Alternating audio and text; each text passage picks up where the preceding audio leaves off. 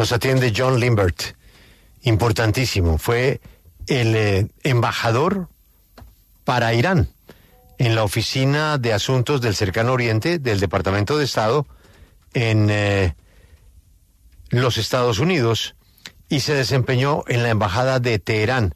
Él estuvo cautivo en la crisis de los rehenes, Félix. ¿Usted se acuerda de esa tragedia, de toda esa gente encerrada ahí? Eso fue como en el 79. Sí, gobierno Carter, lo que le cuesta el gobierno a Carter precisamente, esa es la crisis de los rehenes. Y que hay varias películas, ¿no? El famoso helicóptero, ¿se acuerda? Sí. El embajador Limbert está en el servicio diplomático desde 1973 y su especialidad es Irán. Nos atiende a esta hora. La primera pregunta, Esther, es: ¿esta incursión militar de Estados Unidos e Israel sobre Irán termina cuando pase qué? ¿Qué tiene que pasar para que acabe esta guerra? Es decir, ¿qué esperan los Estados Unidos que pase con Irán o que haga Irán para que termine la incursión militar? Good morning, Ambassador Limbert, and thank you so much for being here today with us. Morning. I'm sorry my Spanish isn't up to doing this in Spanish. It's okay. Sir, we want to begin by asking you about this military incursion started by the U.S. and by Israel. How does it end? What does the U.S. and Israel need for this war to come to an end? That's a very good question. First of all, let me say right up front, this was a serious mistake to do this. Israel has been seeking to drag, or not Israel maybe, but Netanyahu at least, has been seeking to drag the U.S. into a war with Iran for a very long time. And he continually failed, but he kept at it, and he finally succeeded. What's the end? I don't know. I don't think they know. They got into it. Getting out of it they may find very difficult. Let me translate that really quickly, please. Es una buena pregunta. Primero diría que esto es un error bastante serio. De frente iniciaría comenzando por decir eso. Nos dice que Israel estaba buscando arrastrar, o Netanyahu por lo menos, a los Estados Unidos en una guerra con Irán. Durante mucho tiempo intentó hacer esto y por fin lo logró. El final no se sabe cuándo va a ser, no cree ni siquiera que ellos mismos sepan cuándo sería el final de esta guerra en la cual se metieron y de la cual cree salirse es muy difícil. Esther, ¿quiere decir entonces que aquí a quien le interesa esta guerra es al señor Netanyahu y no a los Estados Unidos? So, do you believe that the one who's interested in this war is Benjamin Netanyahu and not the U.S.? It's hard to see a U.S. interest in this war. When I worked in the Department of State in the Obama administration, I worked on Iran, and in those days, and now we're talking maybe 16 years ago. Netanyahu was seeking constantly to drag the Obama administration into such a war, and the Obama administration worked very hard to resist these calls. What finally pushed our president to do this? I don't know. The other thing I don't know is what his goal is. Netanyahu's goal seemed to be just to get the United States into a war with Iran. I'm not sure he's thinking beyond that. As far as the United States is concerned, I'm not sure what the goal is. At one point we talk about regime change. At one time we talk about missiles. At one time we talk about nuclear weapons. But as the famous saying goes, if you don't know where you're going, any road will get you there. Pues nos dice que es difícil de encontrar un interés de los Estados Unidos en esta guerra. Cuando él trabajó en el Departamento de Estado hace 15, 16 años en el gobierno Obama, él trabajó precisamente abordando el tema de Irán, Pues Netanyahu estuvo buscando constantemente arrastrar a los Estados Unidos en la administración Obama en una guerra, y Obama pues se resistió de estas llamadas, lo cual fue una tarea bastante difícil, y no sabe qué pudo haber empujado al presidente Donald Trump a hacerlo esta vez. No sabe tampoco cuál sería la meta que tendría los Estados Unidos. Simplemente Netanyahu busca arrastrar a los Estados Unidos en una guerra con Irán y no está pensando más allá de eso. Los intereses o la meta de los Estados Unidos no están claros. A veces se habla de un cambio de régimen, a veces de la preocupación que hay por los misiles, a veces de las armas nucleares. Entonces hay un dicho famoso que dice: no se sabe a dónde va, si no se sabe o no se tiene claridad de a dónde uno va, pues cualquier camino te puede llevar a ello. Esther, pregúntele al embajador si hay algún riesgo de que este conflicto afecte directamente a América Latina de alguna manera. Sir, do you believe there's some sort of risk for this war to affect Latin America in some sort of way? Excuse me again, repeat the question. This war could get and affect Latin America in some sort of way. I think it's going to affect everyone, at least, maybe not directly with conflicts, but what it's going to do to world stability, to oil markets. Before getting into such an adventure, it's the standard practice is to think, all right, what will be the immediate effects? What will be the second, third, and fourth order effects of what we do? I'm afraid this is going to have wider consequences than our administration foresaw. You know what's happened about 800 years ago. A very wise Persian poet told us, "Beware of the cornered cat, because with the cornered cat with its tiny claws can tear out the eyes of a leopard." And pushing the Iranians into a corner from which they have no reasonable outlet, to me seems very unwise and very dangerous. Very difficult to foresee the consequences, but they could be much wider than they thought. Whether it affects Latin America or not, I hope it does not. But at this point, it's very possible. Este conflicto va a afectar absolutamente a todos, a lo mejor no de una manera directa, pero es un conflicto que puede afectar a diferentes partes del mundo y afectar la estabilidad del mundo indirectamente también. El mercado del petróleo, por ejemplo, es una consecuencia que puede tener un impacto en América Latina. Y antes de meterse en esta aventura, pues lo que se mira es el efecto inmediato que puede tener, el efecto secundario, terciario, el cuarto efecto que podemos hacer o que puede tener de lo que hacemos. Y nos dice que esto puede tener un impacto mucho más amplio y unas consecuencias mucho más amplias de lo que la administración pudo prever. Nos dice que estamos empujando a los iraníes a un rincón sin salida y eso puede ser muy peligroso. Lo considera poco sabio, poco inteligente y no sabemos qué consecuencias puede tener. Y él sí prevé que las consecuencias pueden ser más amplias de lo que ellos pensaron o razonaron y podría tener implicaciones a América Latina. Espera que no, pero es bastante posible. El presidente Trump primero dijo que esta sería una guerra de 3 o 4 días. Después dijo que podrían ser varias semanas. Y ahora está manifestando en su último mensaje que puede ser indefinida. ¿Será que el presidente pensó que Irán era Venezuela y que iba a conseguir un triunfo rápido? President Trump first said that this conflict would last around 3 to 4 days. Then he said weeks. Now he's saying that it's going to be indefinitely. Do you think he overestimated it and he thought it was going to be in some sort of like what Venezuela was? Well, I don't know. I don't know whether what the parallels are going to be. But he obviously somehow deluded himself or was deluded into thinking that this would be very simple and very easy.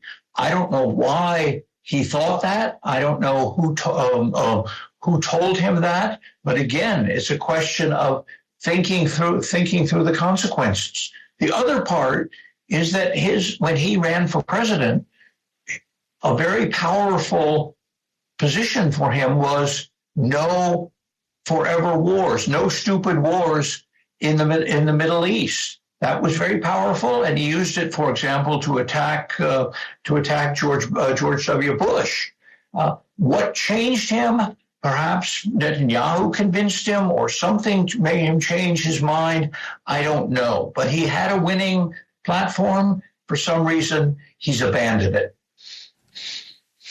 Él realmente no sabe cuál es el paralelo que pudieron haber hecho acá con Venezuela, pero obviamente de alguna manera fue llevado a pensar de que esto sería algo simple, de que sería algo fácil. No sabe por qué el presidente de los Estados Unidos pensó esto, no sabe quién le dijo o asesoró de que esto iba a ser sencillo, pero de nuevo, él reitera que no se pensó en las consecuencias que esto pudo haber tenido. Él, cuando se lanzó a la presidencia, el presidente Donald Trump, pues tuvo una posición muy fuerte en la campaña de que no se iba a meter en guerras estúpidas por siempre en el Medio Oriente, y pues un discurso muy poderoso en el cual atacó incluso a George W. Bush. ¿Qué lo cambió de parecer? No sabe si Netanyahu, o qué lo pudo haber hecho cambiar de opinión, pero pues algo lo hizo cambiar de opinión y pues esto pasó.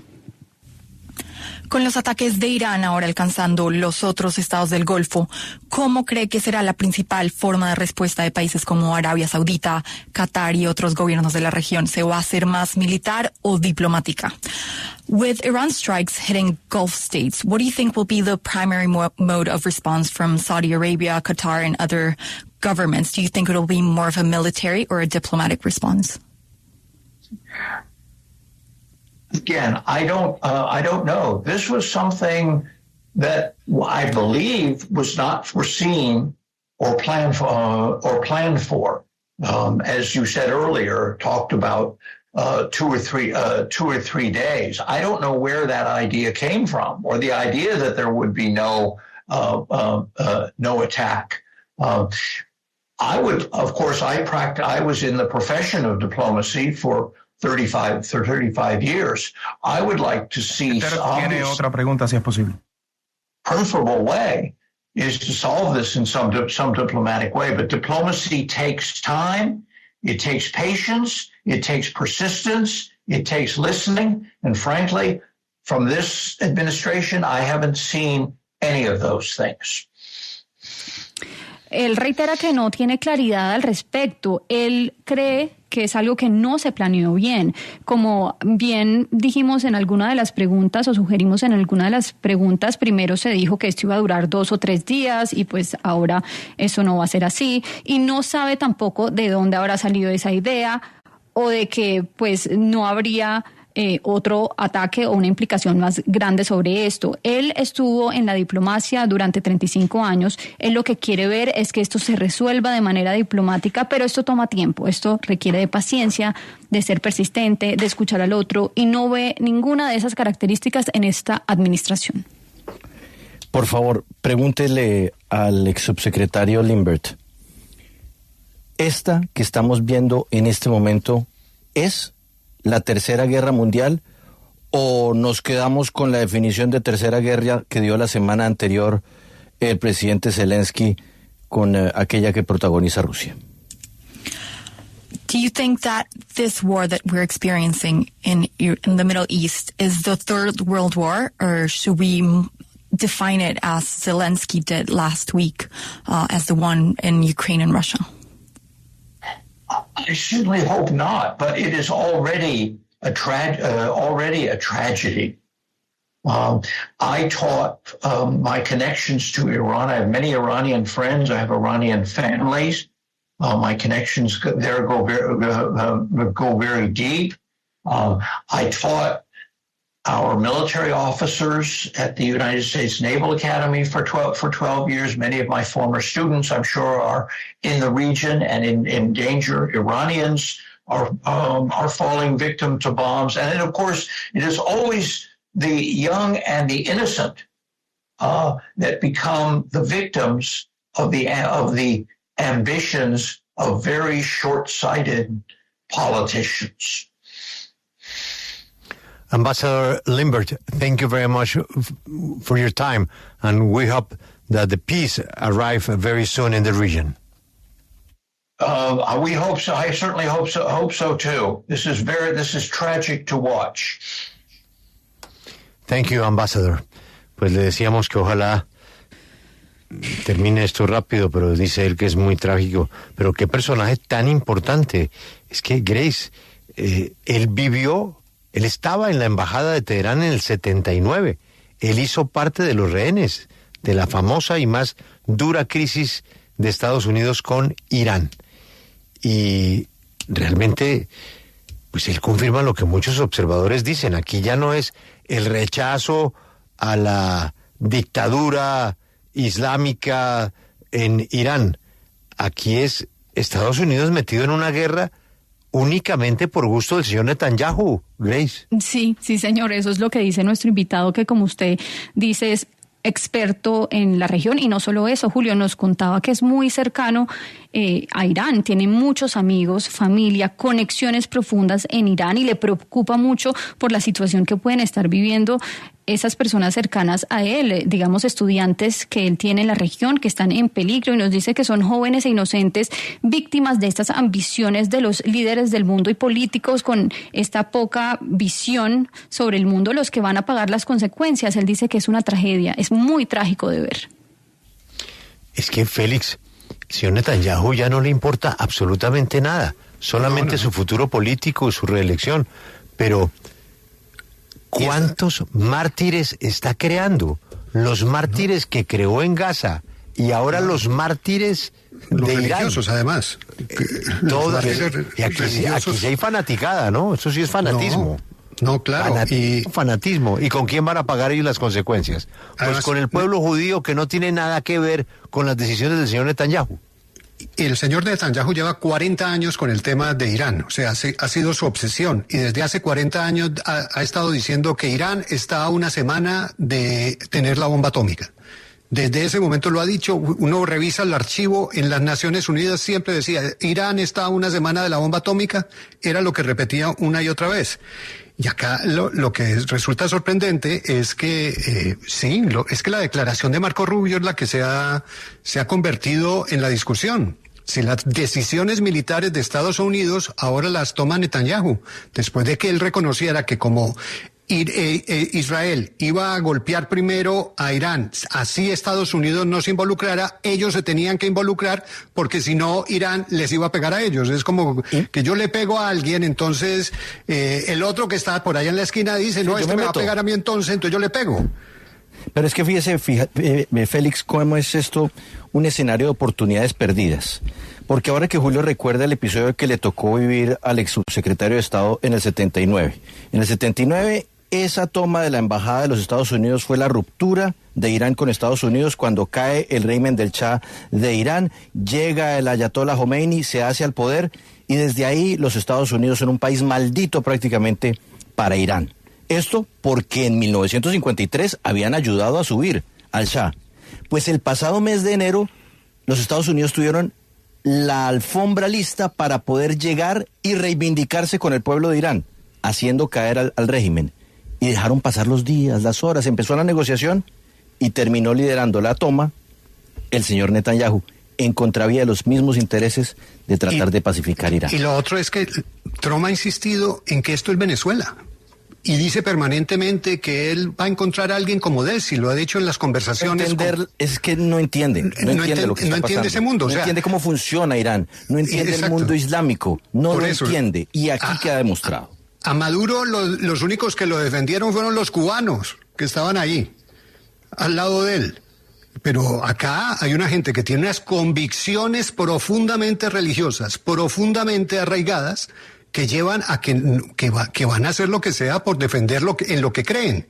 Y que parte de la oposición, que es muy grande también en Irán, como nos ha dicho Catalina, también despierta una sensación de nacionalismo que dice, nosotros no queremos a las ayatolas, pero tampoco queremos que nos estén bombardeando todos los días.